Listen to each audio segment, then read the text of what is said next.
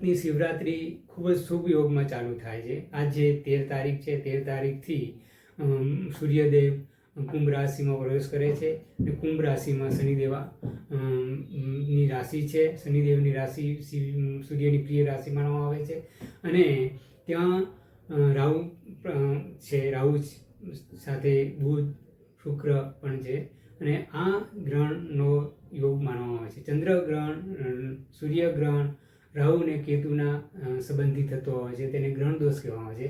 જ્યારે આ વખતે વાસ્તવિક ગ્રહણ યોગ થાય છે. 17 તારીખે ગ્રહણ છે અને તેની શરૂઆત આજથી જ થઈ ગઈ છે 13 તારીખથી.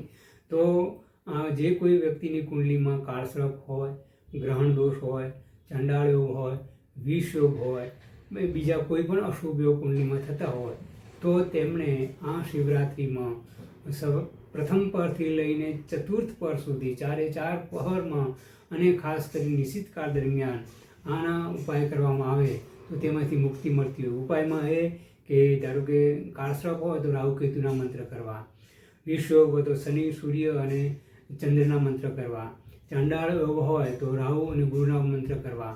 તો એ રીતે મંત્રને સાથે સાથે એમનું દાન કરવાથી તે આ દોષમાંથી મોટાભાગે મુક્તિ મળતી હોય છે. અને બીજું કે તંત્ર મંત્ર યંત્રથી સિદ્ધ કરેલા રત્ન ધારણ કરવા માટે આ શિવરાત્રિનો દિવસ ઘણો જ મહત્વ માનવામાં આવે છે. શિવરાત્રિ એક એવો દિવ્ય તહેવાર છે. આમ આપણા શાસ્ત્રોમાં ઘણા બધા તહેવારો આવતા હોય છે. તે એક દિવ્ય શક્તિ સાથે આવતો તહેવારોમાં એક એવું વાતાવરણ પેદા થતું હોય છે.